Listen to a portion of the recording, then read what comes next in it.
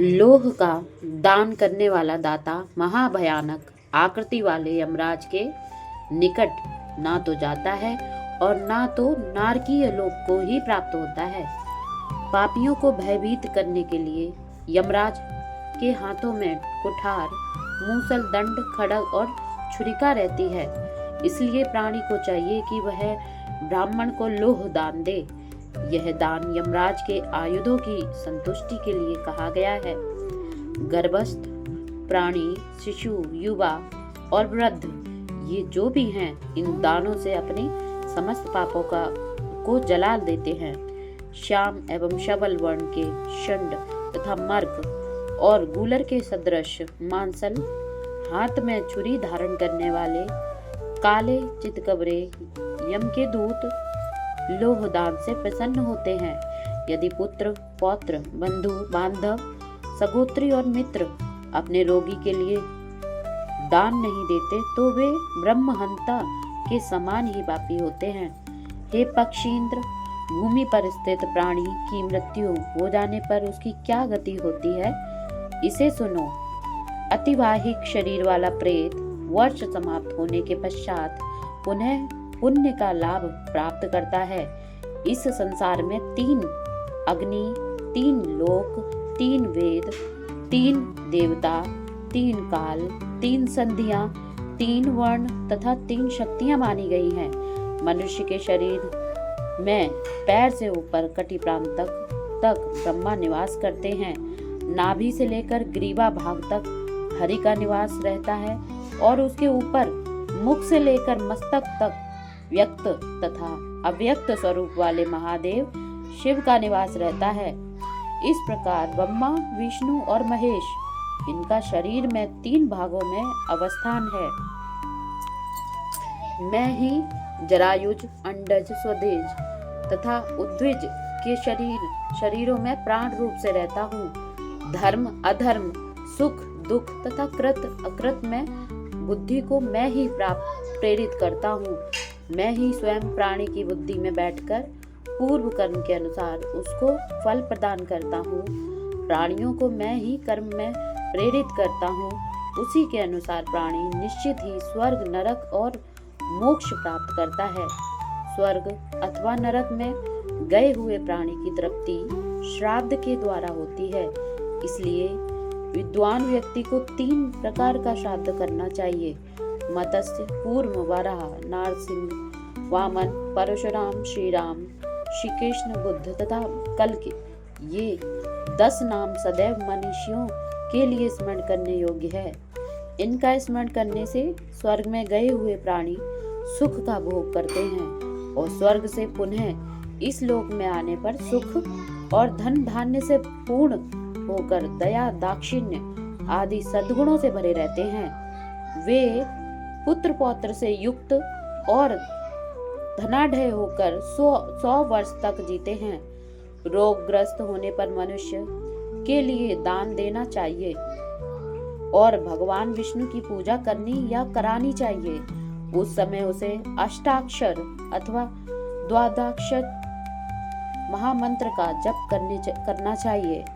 श्वेत पुष्प से, घी में पकाए गए नैवेद्य से, गंध धूप से भगवान विष्णु की पूजा करनी चाहिए तथा श्रुतियों और स्मृतियों में अभिवर्णित स्तुतियों से भगवान विष्णु की स्तुति इस प्रकार करनी चाहिए। विष्णु ही माता है, विष्णु ही पिता है, विष्णु ही अपने स्वजन और बांधव हैं। जहाँ पर मैं विष्णु को नहीं देखता हूँ वहाँ निवास करने से मुझे क्या लाभ।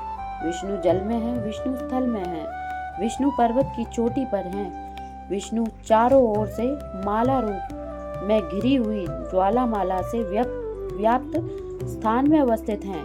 यह संपूर्ण जगत विष्णुमय है। ब्राह्मण, जल आदि जितने भी पदार्थ हैं उन्हें अपना ही स्वरूप समझना चाहिए।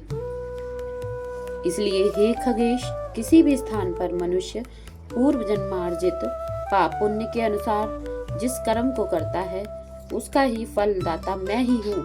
मैं ही प्राणी को बुद्धि को धर्म में नियुक्त करता हूँ और मुक्ति मैं ही देता हूँ। हे ताक्ष, अंत समय आने पर मनुष्य का हित करने वाली बैतरणी नदी मानी गई है। उसी के जल से अपने पाप समूह को धोकर प्राणी विष्णु लोक को जाता है। बाल्यावस्था का जो पाप है, कुमारावस्था में जो पाप हुआ है, यौवन अवस्था का जो पाप है, और जन्म जन्मांतर में समस्त अवस्थाओं के बीच में जो भी पाप किया गया है, रात्रि प्रातः मध्याह्न अपराह्न तथा दोनों संध्याओं के मध्य मन वाणी और कर्म से जो पाप हुआ है, उन सभी पापों के समूह से प्राणी अपना उद्धार अंतिम क्षण में सर्व कामनाओं को सिद्ध करने वाली एक भी श्रेष्ठतम कपिला गौ का दान दे करके कर सकता है। गौदान करते समय परमात्मा से ऐसी प्रार्थना करनी चाहिए कि परमात्मन, गाय ही मेरे आगे रहे, गाय ही मेरे पीछे और पार्श्व भाग में रहे, गाय ही मेरे हृदय में निवास करे, मैं गायों के बीच में ही रहूं, जो सभी प्राणियों की लक्ष्मी स्वरूपा है, जो देवताओं में प्रतिष्ठित है, वे गौरी रूपणी देवी मेरे सभी पापों को विनष्ट करे। श्री विष्णु ने कहा, हे गरुण, जो मनुष्य पापाचार में लगे हुए हैं वे यमलोक को जाते हैं। यदि मुझको साक्षी बनाकर मनुष्य के द्वारा दान दिया जाता है तो वह अनंत फलदायी होता है। भूमि दान देने वाला प्राणी दान में दी गई भूमि के रजकणों की जितनी संख्या होती है उतने वर्षों तक स्वर्ग में निवास करता है। जो जूते का दान देते हैं, घोर यम मार्ग में वे घोड़े पर सवार होकर चलते हैं। छत्र दान करने से प्रेत यमलोक में कहीं पर भी धूप से नहीं जलते, वे सुखपूर्वक अपने पथ में चलते चले जाते हैं। जिसके उद्देश्य से मनुष्य जो अन्न दान देता है उससे वह संतृप्त हो जाता है। यमलोक के महापथ में एक ऐसा भी स्थान है जहाँ घनघोर अंधकार है, वहाँ कुछ भी दिखाई नहीं देता, किंतु दीपदान देने से मनुष्य उस मार्ग में प्रकाश से युक्त प्राणी के समान जाते हैं। आश्विन, कार्तिक तथा माघ मास, मृत तिथि और चतुर्दशी तिथि में दिया गया दान सुखकारक होता है। जब तक वर्ष ना पूरा हो जाए तब तक प्रतिदिन प्रेत को ऊबड़ खाबड़ मार्ग में सुखपूर्वक गमन कराने की इच्छा से लोगों को दीपदान करना चाहिए। जो मनुष्य दीपदान करता है वह स्वयं प्रकाशमय होकर संसार का पूज्य हो जाता है। वह शुद्धात्मा अपने कुल में घोषित होता है और प्रकाश स्वरूप को प्राप्त होता है।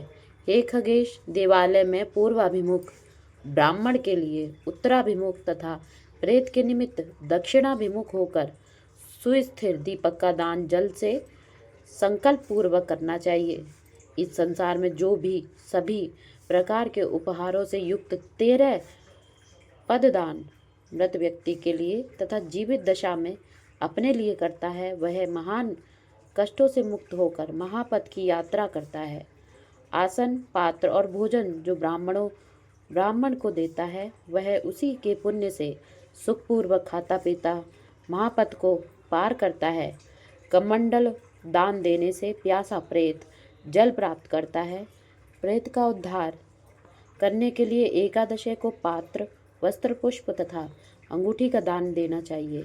इसी प्रकार प्रेत का शुभेक्षु बनकर जो पुत्र यथाशक्ति 13 पदों का दान देता है उससे प्रेत को प्रसन्नता प्राप्त होती है। भोजन, तिल, जलपूर्ण, 13 घट, अंगूठी तथा उत्तरीय एवं अधो वस्त्र का जो दान देता है उस दान के पुण्य से प्रेत परम गति को प्राप्त होता है।